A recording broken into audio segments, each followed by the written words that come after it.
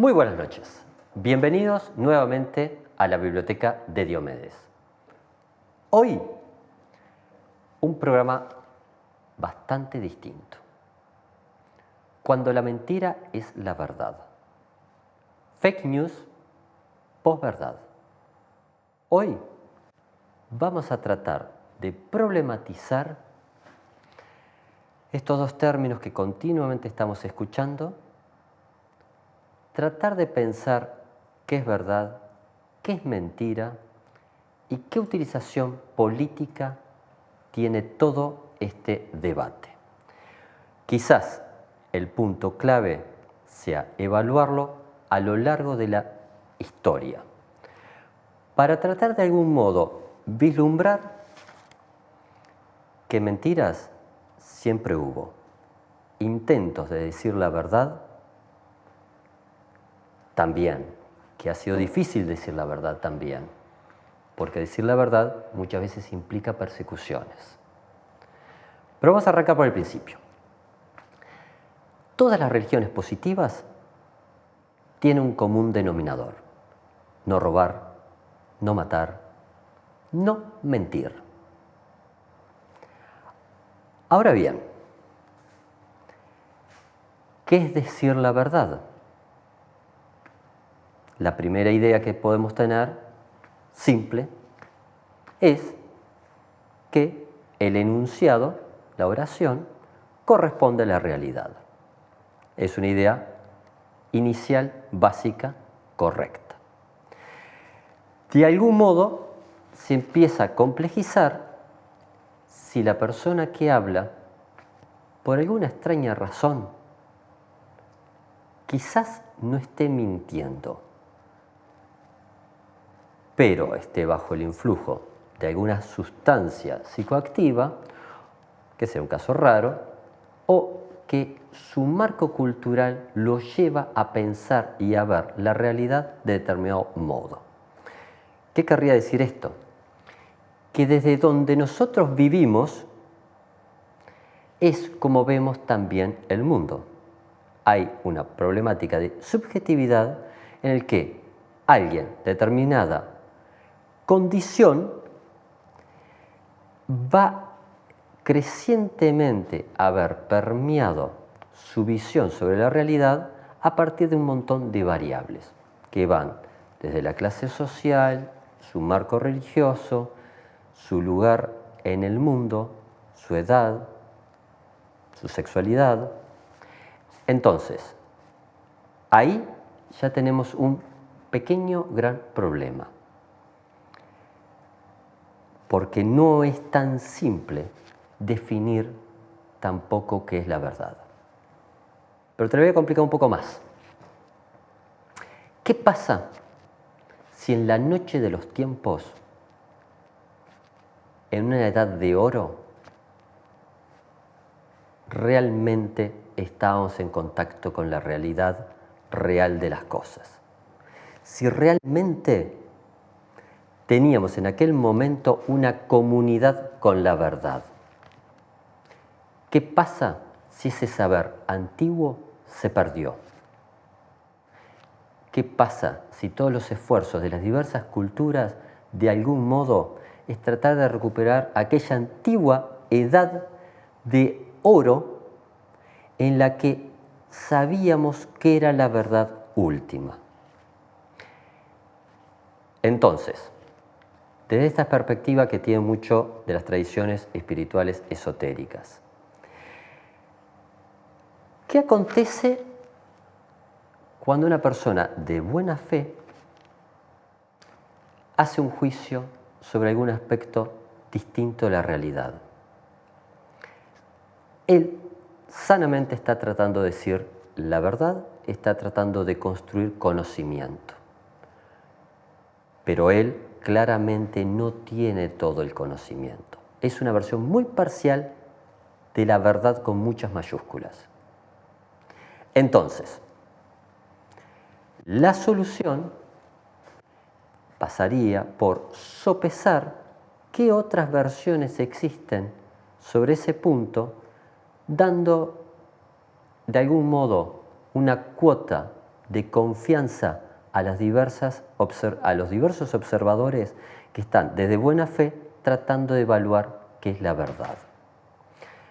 Esta es una de las bases teóricas de los planteos de la tolerancia frente a la opinión del otro. Recién estamos evaluando de que todas las religiones tienen este común denominador de ese compromiso con lo veraz, con la buena fe.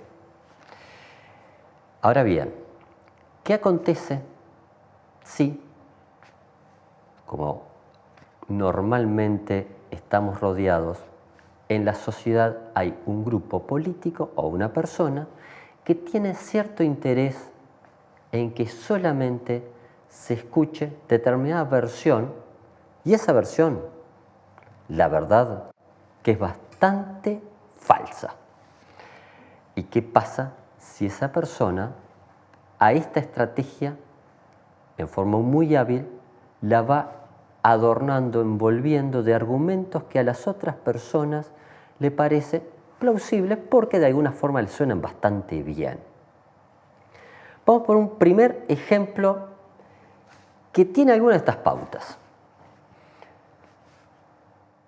Un héroe de la antigüedad, que amerita un montón de monumentos y simbologías, es Julio César. Julio César, de algún modo, es el gran político y militar de la República Romana. Es la persona que, casualmente, en ejercicio de administración pública romana, cobrando un buen salario, igual estaba en bancarrota. Su vida personal era bastante discutible. Este aquí que tiene una idea luminosa, una gran solución de pensamiento lateral que tiene para resolver su problema individual es utilizar las legiones de la República en una campaña militar contra los galos en las que se arrasa las Galias, arrasa las riquezas de ellos, las transporta hacia Roma para de algún modo redefinir el juego político en ese momento. Esta actividad, que tiene muchísimo de discutible, no importa desde casi de cuál paradigma, implicó de que Julio César de algún modo terminó de liquidar la República Romana. Él lo que hace es, y esto es lo interesante para esta noche, es quizás la primera gran obra de marketing político. La guerra de las Galias, que tengo aquí detrás, es quizás una de las mejores versiones de lo que puede ser una campaña muy exitosa en la que solamente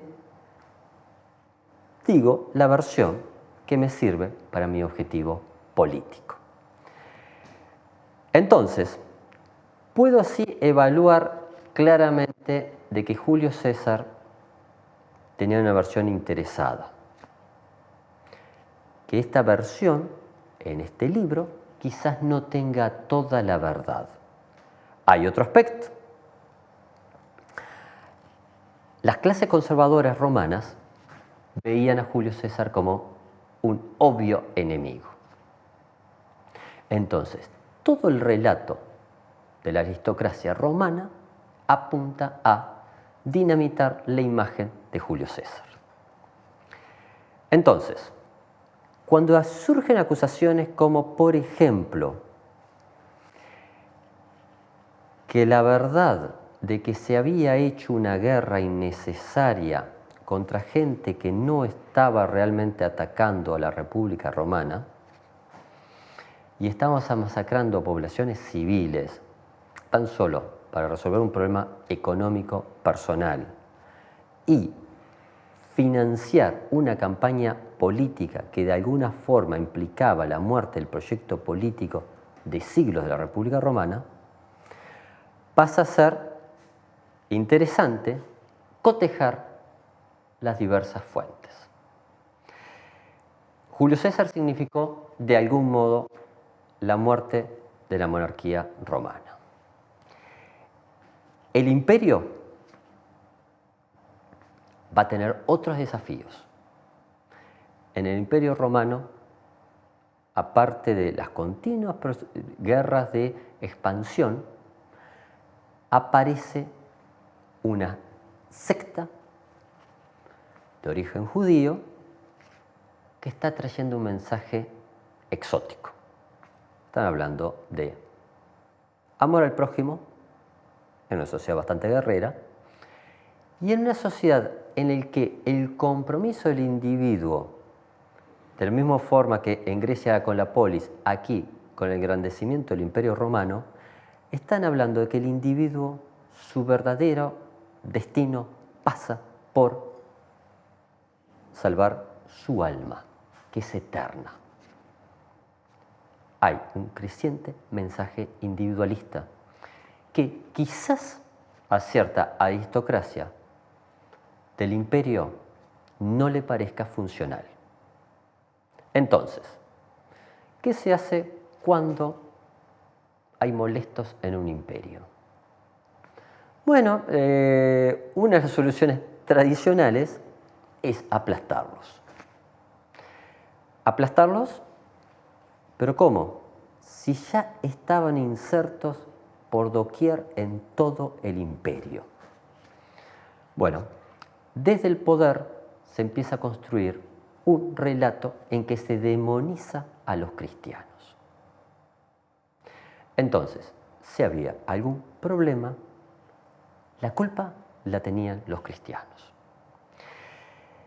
Hay muchos testimonios que han pasado a la posteridad sobre el martirologio de esos primeros cristianos que preferían la muerte antes que abjurar de su fe. Uno, pasados los siglos, puede presuponer de que muchas de estas versiones son de alguna forma engrandecidas a lo largo de los siglos. Debe ser cierto eso. Lo concreto es que las persecuciones existieron.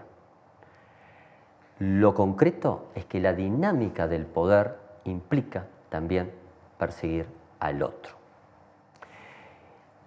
Y lo interesante y pavoroso es que pasaron los siglos y en la Edad Media no estamos persiguiendo cristianos, estamos persiguiendo judíos. Los judíos tenían la culpa de la peste negra. Gran solución, quemarlos. Las persecuciones a los judíos se sucedieron en los más diversos rincones de Europa. No solamente eran los judíos los que eran perseguidos.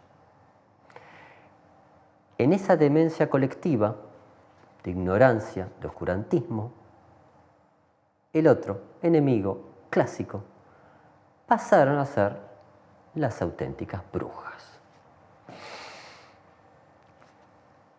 Acusadas de pactar con el demonio, fueron quemadas aldea por aldea. Lo interesante es que esta persecución a las brujas, como lo investiga una antropóloga británica, Murray, analizando el dios de los brujos, es de que más que una discusión teológica, había una discusión de modelos. La mayor parte de las brujas asesinadas pertenecían a las etnias dominadas en la Inglaterra de los normandos. Entonces, esas mujeres sajonas de un no matriarcado, pero en el que claramente las mujeres tenían el saber y el poder de curar, pasaban a ser la base de esa cultura. Por ende, a la clase dominante le interesaba arrasarlas. Y eso fue lo que hicieron. Ya volvemos.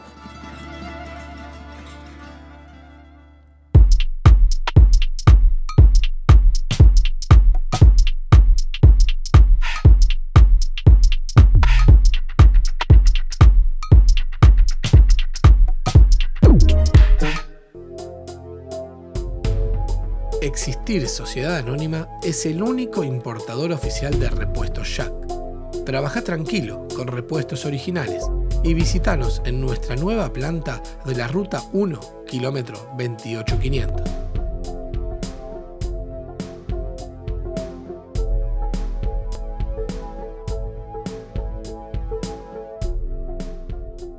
Este viernes y todos los viernes acompáñanos en Legítima Defensa, un programa que llegó para mostrarte otra cara de la realidad, algo que no vas a ver en los canales de la televisión convencional.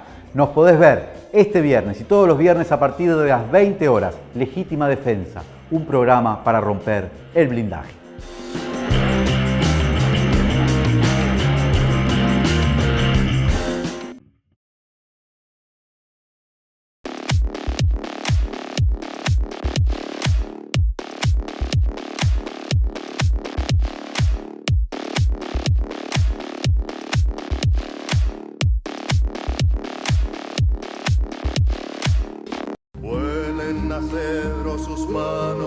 Carpintería en maderas Herc, placares de cocina y dormitorios, muebles de diseño y restauración, trabajos garantidos, responsabilidad y puntualidad.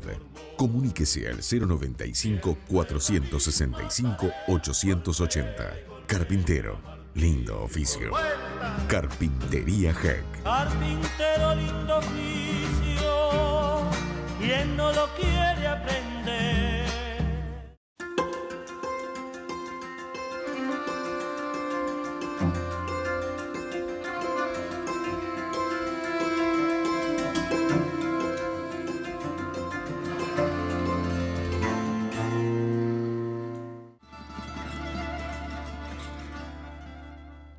La Tierra es plana.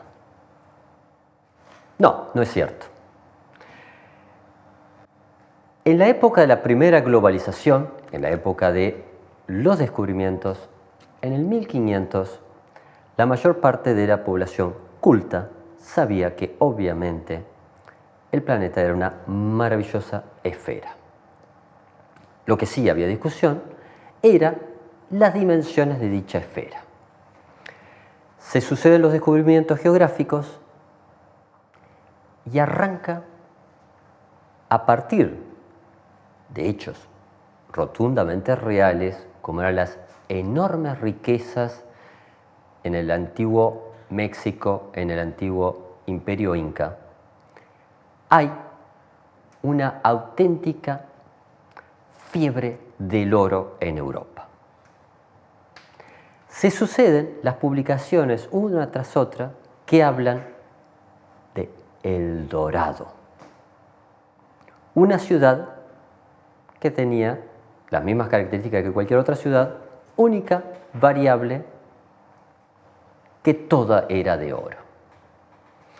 Imaginemos la vida de un campesino pobre que ha sobrevivido a diversas persecuciones, a diversas guerras religiosas, a diversas hambrunas, cuando comienza a escuchar rumores de que existe en América el dorado. Único pequeño problema. Hoy en día queda bastante claro que un viaje tan complejo como era atravesar el océano en aquellas pequeñas naves, había que darle muchísima grandiosidad a la epopeya de buscar oro para todos.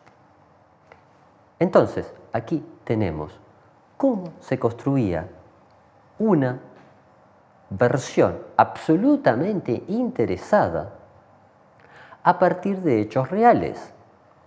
Pero lo interesante es que había una racionalidad bastante perversa, que era movilizar a gran parte de los habitantes de Europa para que saliesen de sus aldeas para cruzar el océano, prometiéndole riquezas inagotables. Aquí hay un punto que a mí siempre me fascinó. Habitualmente uno piensa, en internet hay versiones falsas, si está en un libro debe estar chequeado. Bien, es una muy buena versión para dormir tranquilos. No necesariamente verdadera. En las próximas imágenes vamos a ver los diseños de carátulas de los diversos panfletos que inundaron Europa en el contexto previo a la Ilustración y en la Ilustración, en el que valía cualquier cosa, valía cualquier mentira para lograr objetivos políticos. Entonces, si uno va viendo las diversas portadas, va viendo que, ¿verdad?, que María Antonieta quizás no fuera la chiquilina más recomendable en la familia de uno. Los adjetivos que sufría la austríaca han pasado a la historia, porque la racionalidad era, desde la burguesía incipiente, arrasar con la monarquía. Cualquier estrategia era válida, fuese verdad o falsedad. Aquí tenemos un punto que es interesante. Obviamente, el sistema monárquico era un sistema despótico, caduco. La Revolución Francesa estaba abriendo las puertas de un mejor mundo. Pero los sueños de la razón muchas veces generan algunas cuantas pesadillas atroces. Entonces, no todo lo que se decía sobre la monarquía era verdad. Entonces, cuando te llega a tus manos un libro, evalúa quién es el autor, desde dónde lo escribió, contra quién lo escribió, por qué escribió de ese modo en ese momento. Porque no todos los procesos de acumulación de conocimiento son tan inocuos como preferiríamos pensar habitualmente. Entonces, las diversas versiones pueden traer noticias que quizás no sean las más correctas. Hay un autor que a mí me interesa profundamente, que es Maurice Joly, que en la época de Napoleón III perpetró este panfleto maravilloso. Diálogo en el infierno entre Maquiavelo y Montesquieu, en el que plantea cómo desde el poder se podía tergiversar todas las hipotéticas garantías que nos había prometido Montesquieu y la Ilustración. Y cuando decimos todas las garantías, no solamente nos estamos refiriendo a la división de poderes, sino también al rol de la prensa. Porque la prensa, Joly evalúa que también se podía comprar, sobornar o amenazar desde las alturas, y entonces su rol tradicional de denuncia, de pensamiento crítico, de ilustración, podía llegar a ser una mera farsa. En otro programa habíamos evaluado, por eso lo vamos a decir rapidito, que este texto fue la base que utilizó la policía zarista para generar el oprobio que tengo detrás mío. Si hay un texto infame, es este. Con este texto, que inventó un ministro del Interior de la Rusia zarista, se justificó cualquier perversidad en la persecución a los judíos, en el que, quizás como pocas veces, se plasma la idea de la conspiración. Este ministro tuvo la sagacidad maléfica, pero sagacidad al fin, de poner que la conspiración se gobierna desde una conspiración, que los gobernantes no son los visibles, que los gobernantes reales son otros y que son realmente malvados y que se reúnen en secreto. Arriba le agregó que eran de origen judío y que lo único que tenían era como función sojuzgar al planeta.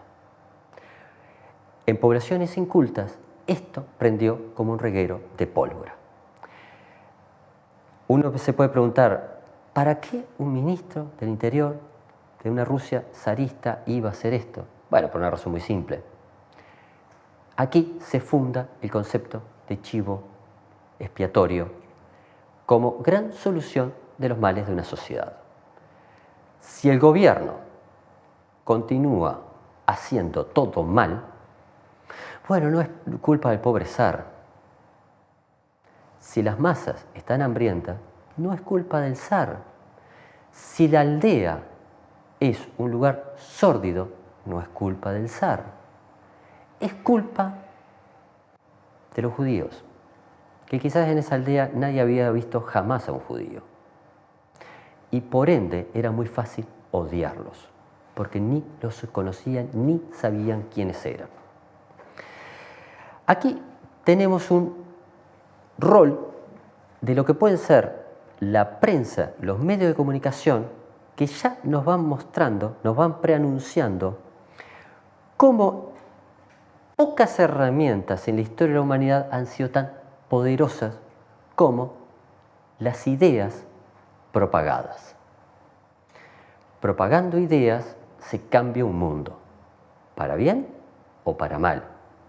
Por lo tanto, la clave del asunto es hacer una opción ética, porque a veces, cosa curiosa, la verdad está muy de un lado y la mentira está muy del otro.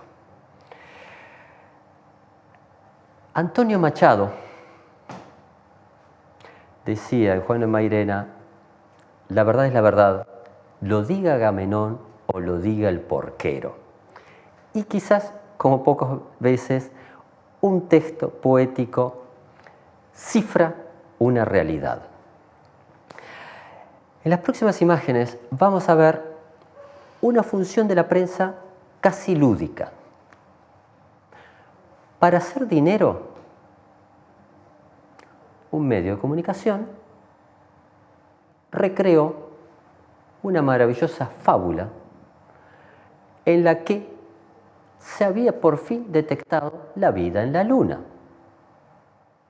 Durante todo un mes estuvieron vendiendo diarios gracias a esto y gracias a estas imágenes. Al final del mes dijeron, la verdad, lo inventamos todo. Y acá viene lo interesante. La gente no quemó el diario. La gente asumió de que había sido una broma ingeniosa. Quizás esto va prefigurando uno de los eventos más increíbles en la historia de la comunicación.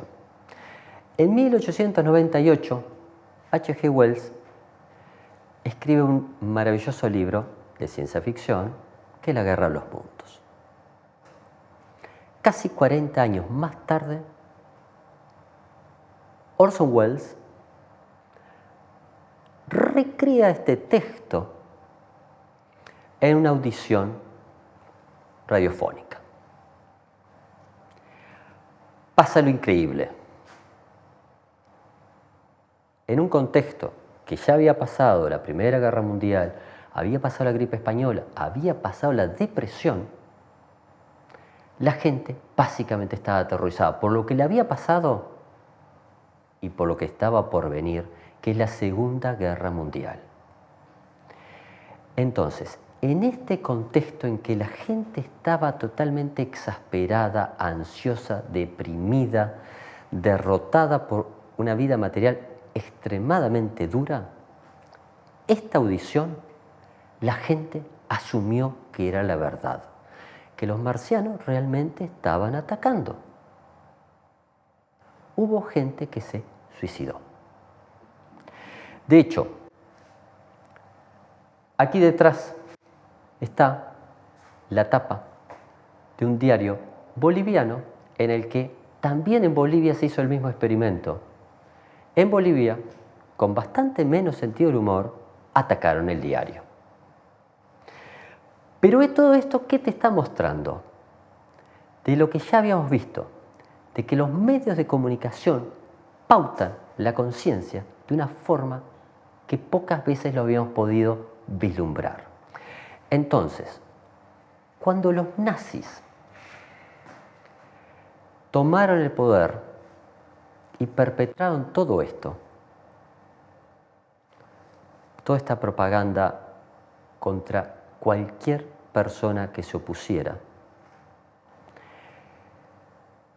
no es difícil entender que se pudiera hacer esto con una población, de adoctrinarla y enloquecerla y llevarla a abismos de perversidad. Porque también se ha dicho de paso, 40 años atrás, en Estados Unidos había dos enormes imperios periodísticos. Hearst y Pulitzer, el auténtico Pulitzer de los premios Pulitzer. En ese contexto se habían dado cuenta de que la prensa amarilla podía tener un espacio increíble, que un diario no necesariamente tenía por qué decir la verdad. Quizás podía generar verdades políticas o falsedades políticas. La guerra entre España y Estados Unidos por Cuba en 1898 quizás sea una de las páginas más negras en la historia de este continente. Básicamente, hubo lo que hoy en día se llama un atentado de falsa bandera. Los norteamericanos no tuvieron mejor idea que, en un contexto en el que se había ido exasperando la población norteamericana contra España, dinamitar su propio barco y generar su propio casus belli. La historia ya la conocemos. España fue arrasada. Llevó muchos años asumir de que Estados Unidos, su élite, había mentido. Volvemos en breves instantes.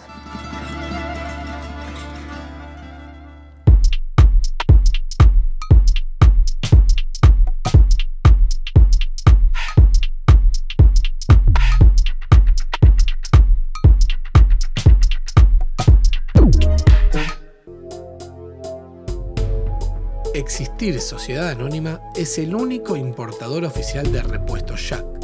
Trabaja tranquilo con repuestos originales y visítanos en nuestra nueva planta de la Ruta 1, kilómetro 28500.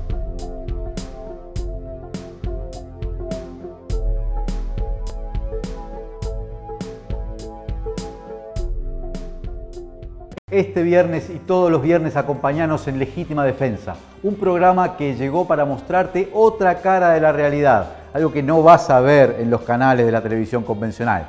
Nos podés ver este viernes y todos los viernes a partir de las 20 horas. Legítima Defensa, un programa para romper el blindaje.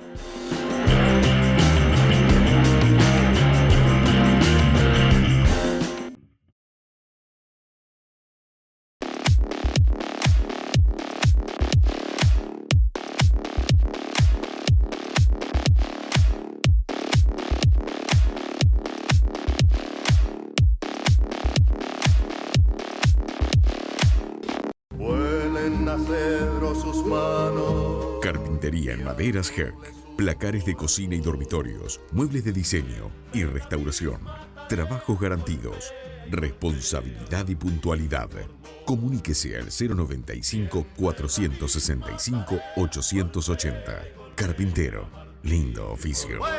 Carpintería Heck. Carpintero, lindo oficio, quien no lo quiere aprender.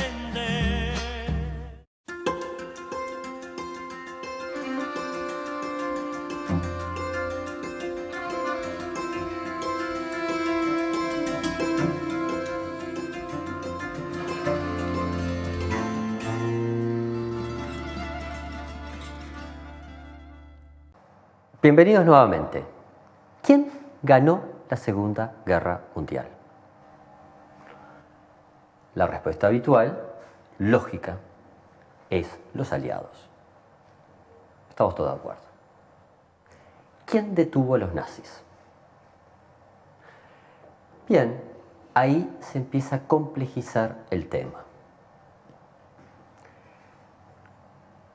Cuando terminó la Segunda Guerra Mundial, las encuestas decían de que la mayor parte de la gente tenía clarísimo de que había sido el esfuerzo del Ejército Rojo en Stalingrado y conquistando Berlín que había puesto punto final a esa pesadilla.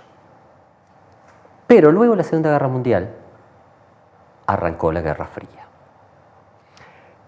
Y en esa Guerra Fría, sin tantas balas directas entre los adversarios tradicionales, se utilizaron otras estrategias. Y en esas otras estrategias,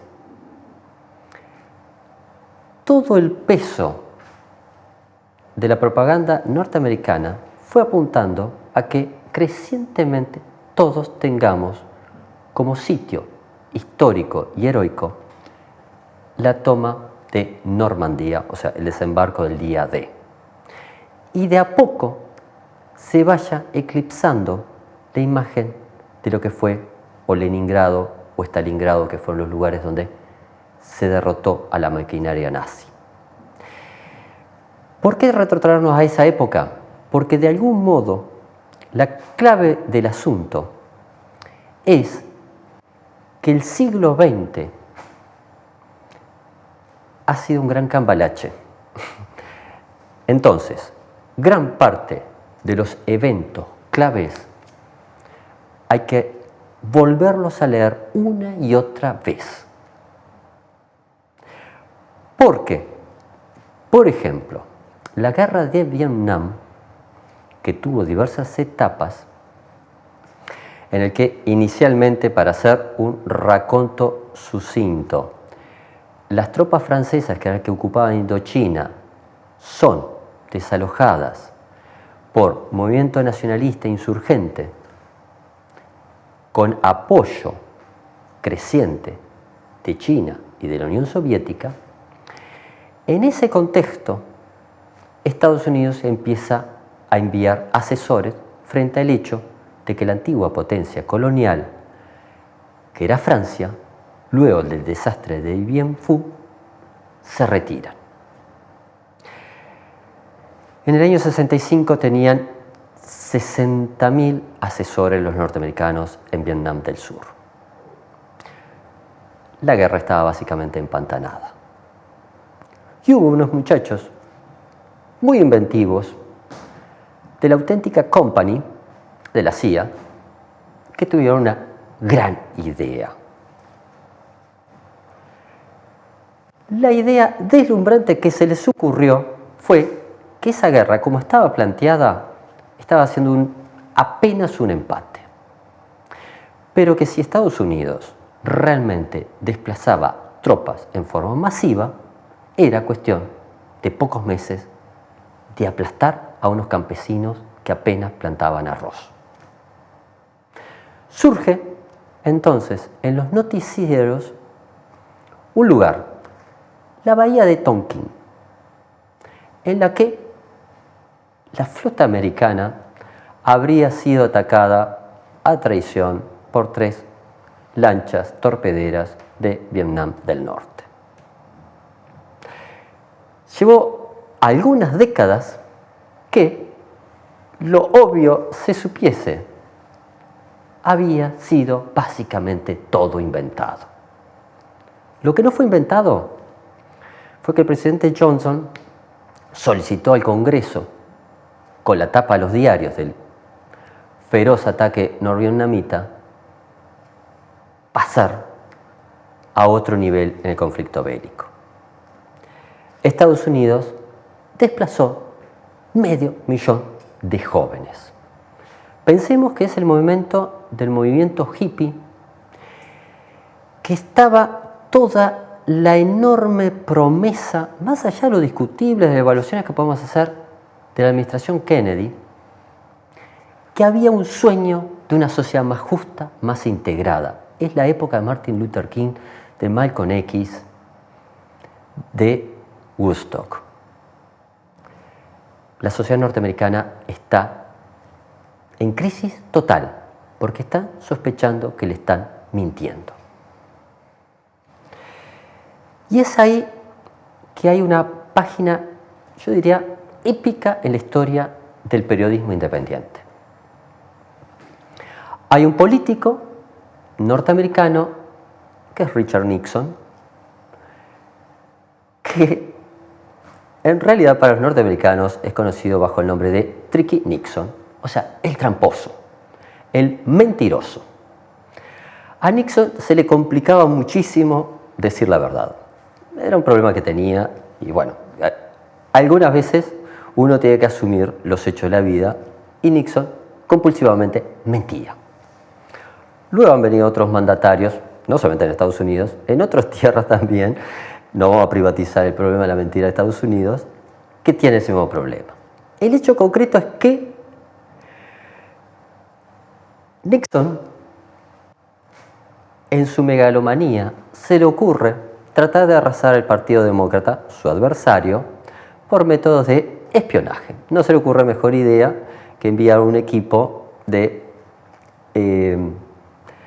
anticastristas liderado por un equipo ligado a la CIA y el FBI a robar información al Partido Demócrata. Con tan mala suerte que esa pequeña armada Brancaleone terminó en un desastre. Y el escándalo fue creciendo. El presidente de Estados Unidos aparentemente estaba pisoteando algunos de los pilares de la democracia. Estaban haciendo espionaje a su adversario político. Quizás desde Latinoamérica esto pueda parecer casi anecdótico. No lo era para la sociedad norteamericana, en el que el concepto de verdad pasa a ser absolutamente clave. Uno no puede entender, habitualmente desde un contexto latino, cuál era la discusión sobre Clinton y su conducta sexual. El tema es que Clinton había mentido. ¿Había mantenido relaciones sexuales o no? Él da una versión falaz. Eso, en Estados Unidos, en una sociedad que todavía estaba permeada por los valores de la ética protestante más clásica, era imperdonable. A Nixon le pasa básicamente lo mismo. Washington Post y dos periodistas emblemáticos logran demostrar de que no era un equipo de operaciones aislado de la CIA o del FBI o de los anticastristas que había robado en la sede del Partido Demócrata, sino de que ellos directamente estaban financiados por el dinero de la reelección de Nixon, que Nixon lo sabía y que toda su camarilla lo sabía. Entonces, esto implicó una crisis institucional increíble. Frente a la pauta de que se venía un impeachment, o sea, un debate para desalojar del gobierno a Nixon, Nixon no tiene más remedio que renunciar. En algo que a un latino también le puede parecer bastante más cercano, su vicepresidente Gerald Ford lo indulta.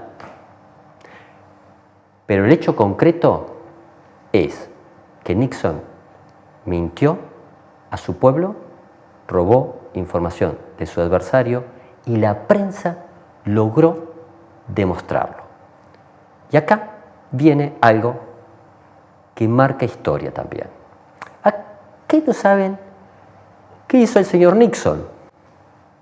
Lo primero que se había ocurrido, aparte de negar todo, fue atacar la prensa y difamar a la prensa. Esto es bastante interesante porque uno a partir de eso empieza a ver, uno, el rol que tienen los medios de comunicación cuando realmente se la juegan por la información veraz y también lo que pasa desde el poder. Va a haber deslegitimación creciente a esos periodistas y a esos periódicos que traten de buscar la verdad. Esto es clave para entender tres fenómenos subsiguientes. Estos últimos años, de algún modo, están signados por lo que Huntington ha definido en su libro El choque de las civilizaciones como la inevitabilidad de la confrontación entre el mundo islámico y el mundo occidental. Hay un Bush en la presidencia, el papá de este chiquilín, que en el conflicto previo de la guerra del Golfo permitió tranquilamente que en las Naciones Unidas asistiera una chiquilina de origen kuwaití que pasó a relatar con lujo de detalles cómo las tropas iraquíes habían arrasado un hospital y habían sacado a los niños, a los bebés prematuros, de las incubadoras y los habían puesto a la intemperie para matarlos. Obviamente, frente al dramatismo de ese testimonio de una adolescente muy joven, una chiquilina de un país árabe que estaba haciendo esa denuncia de esa atrocidad de las tropas iraquíes, del señor Saddam Hussein, el clamor mundial fue básicamente unánime. Único pequeño problema. La chiquilina no es que había pasado por el edificio de las Naciones Unidas. Todo había sido armado en la embajada de Kuwait y la chiquilina era la hija del embajador. Y el guión lo había hecho un departamento de relaciones públicas, o sea, de propaganda de una empresa neoyorquina que había cobrado mucho dinero para hacer un guión creíble que pudiese movilizar a la gente en un sentimiento de odio hacia un régimen. A ver si nos entendemos. No voy a defender al señor Hussein, que era un chiquilín que ya había atacado a los iraníes, que ya había atacado a Kuwait y que en sus ratos libres, para empezar, atacaba a los kurdos, por no decir la política que tenía de histórica beligerancia frente a Israel.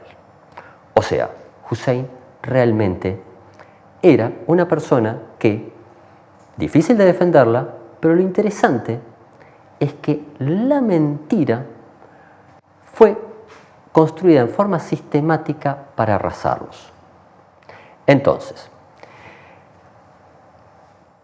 Bush hijo, con la complicidad de Tony Blair, armó una maravillosa fábula de armas químicas. Armas químicas que significaron el derecho de Occidente a arrasar un país en el que había millones de personas en las que demasiadas murieron por una interpretación que para empezar encerraba una enorme mentira. En épocas mucho más cercanas, Trump ha sistemáticamente significado el delirio de la posverdad, o sea, la utilización sistemáticamente falaz, utilizando los sentimientos de la gente, utilizando algoritmos para ver cuáles eran los puntos débiles de su público y cuáles eran los puntos que se podía tocar para enardecer a la gente y crisparla y llevarla a determinados puntos de acción. En otras tierras, la conjunción de malos periodistas y peores jueces ha implicado, por ejemplo, lo que en América Latina se ha definido como lawfare.